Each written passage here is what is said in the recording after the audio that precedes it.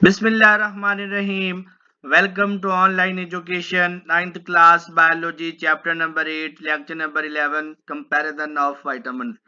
आज के इस लेक्चर में हम विटामिन ए, विटामिन सी और विटामिन डी जो है इनके सोर्सेज को डिस्कस करेंगे और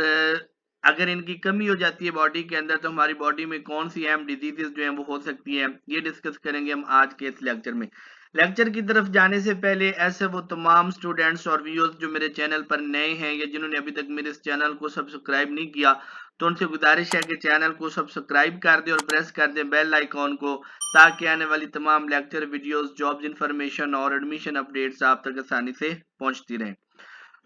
विटामिन की बात करें तो विटामिन ए जो है, अगर इसके हम जराए की बात करें, सोर्सेज की बात करें, यानी वो कौन कौन सी फूड्स हैं, अगर हम वो इनटेक करते हैं तो इसका मतलब है कि हम विटामिन ए जो है वो इनटेक कर रहे हैं। इसमें लीफी वेजिटेबल्स है, यानी सब्ज पत्तों वाली सब्जियां हैं, पालक है, गाजर है उसमें, उसके अलावा जर्द फल है, मछली है, जिगर है, अंडे, दूध, मक्खन। अगर हम इन तमाम चीजों को जो है वो कंज्यूम करते हैं, खाते हैं, तो इसका मतलब है कि हम अपनी बॉडी में जो है वो विटामिन ए जो है उसको ले जा रहे हैं। अगर इसके इंपॉर्टेंट फंक्शंस की बात करें, फाल की बात करें, तो विटामिन ए की मदद से जो है वो कम रोशनी, मध्यम रोशनी में भी जो है वो हम अच्छी तरह से देख सकते हैं। उसके अलावा विटामिन ए जो है ये सेल्स की डिफरेंशिएशन, यानी सेल्स के मखसूस करदा अफ़आल में जो है वो अहम किरदार अदा करता है। ये हर सेल्स को जो है वो उसके फंक्शन के बारे में जो है वो बताता है कि कौन से सेल ने जो है वो किस काम के लिए जो है वो मखसूस होगा, यानी सेल्स की डिफरेंशिएशन में भी अहम किरदार अदा करता है। इसके अलावा विटामिन ए जो है ये ग्रोथ और इम्यूनिटी में भी जो है वो अहम किरदार अदा करते हैं। अगर विटामिन ए की कमी होगी है बॉडी के अंदर तो इससे कौन कौन सी बीमारियां जो है वो हो सकती हैं या कौन कौन से मसाइल जो है वो ह्यूमन बॉडी को फेस करना पड़ सकती है। एक तो कम ग्रोथ है, स्टंटेड ग्रोथ है, कि ग्रोथ में जो है वो फर्क आ जाएगा, ग्रोथ जो है नशोनुमा जो है वो अच्छी तरह से नहीं होगी। इसके अलावा जो है वो नाइट ब्लाइंडनेस, अंधापन जो है वो, रात को जो है वो देखने के काबिल नहीं रहेंगे। और इसके अलावा जिल्द जो है वो, ह्यूमन जिल्द जो है, स्किन जो है वो खुश्क हो सकती है, ड्राई हो सकती है। ये वो तमाम अलामात है, अगर ये किसी शख्स में जो है वो ज़ाहिर होती हैं तो इसका उसको जो है वो अपने विटामिन ए के टेस्ट करवाना चाहिए, आया कि उसकी बॉडी के अंदर विटामिन ए जो है वो मुनासिब मिकदार में मौजूद है या नहीं है।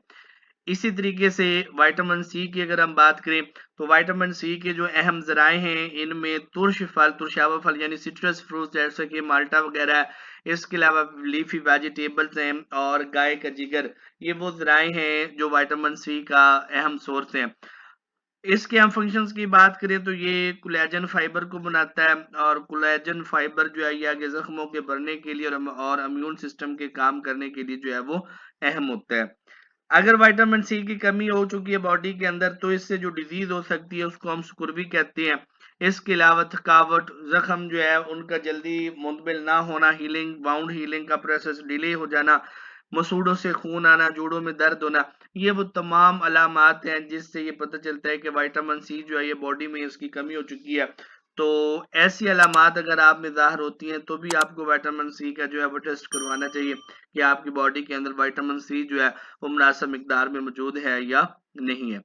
विटामिन डी की बात करें तो विटामिन डी जो है इसको हम कॉड लिवर ऑयल, मछली के जिगर के तेल से जो है वो हासिल कर सकते हैं। इसके अलावा दूध से, घी और मक्खन से, और सबसे अहम और आसान तरीका इसको हासिल करना है कि वो अपनी बॉडी को सनलाइट में एक्सपोज करना है, यानी हम सूरज की रोशनी में जो है हमारी जो जिल्द है, हमारा जो जिस्म है, ये विटामिन डी जो है वो बनाता है। तो ये सबसे सस्ता और चीप तरीन जरिया है विटामिन डी हासिल करने का। इसके अहम फंक्शंस की बात करें तो विटामिन डी जो है ये कैल्शियम और फास्फोरस की मिकदार को कंट्रोल करता है, यानी विटामिन डी जो है ये हड्डियों की ग्रोथ और डेवलपमेंट के लिए जो है ना वो एक अहम मिनरल है। अगर इसकी कमी हो जाती है तो इसमें जो है विटामिन डी की कमी से जो है वो बच्चों में जो हड्डियों की बीमारी होती है उसको हम रिकेट्स कहते हैं, और अगर ये बीमारी एडल्ट्स के अंदर होती है, बड़ों के अंदर हो जाती है, तो फिर इसको जो है वो हम ऑस्टियो मलेशिया कहते हैं। तो इसलिए वक्तन फवक्तन अगर आपके अंदर आपकी हड्डियां नरम हो चुकी हैं या बुरबुरी हो चुकी हैं या थोड़ी बहुत ही चोट लगने से फ्रैक्चर हो जाती हैं तो आपको विटामिन डी का टेस्ट जो है ना वो करवाना चाहिए और देखना चाहिए आया कि आपकी बॉडी के अंदर मुनासिब मिकदार में विटामिन डी मौजूद है या नहीं है।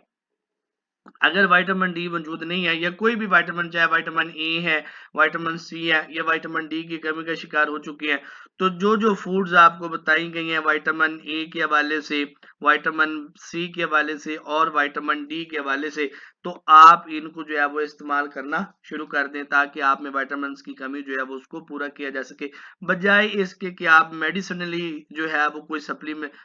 इन विटामिन्स का कोई सप्लीमेंट यूज करें। तो बेहतर ये है कि आप इस कमी को जो है वो नेचुरल वे से, नेचुरल तरीके से जो है वो पूरा करें, अपनी खुराक को बेहतर करें, अपनी फूड को बेहतर करें, बैलेंस्ड डाइट का इस्तेमाल करें ताकि आपकी बॉडी के अंदर तमाम न्यूट्रिएंट्स जो है वो बैलेंस लेवल पर आ सकें।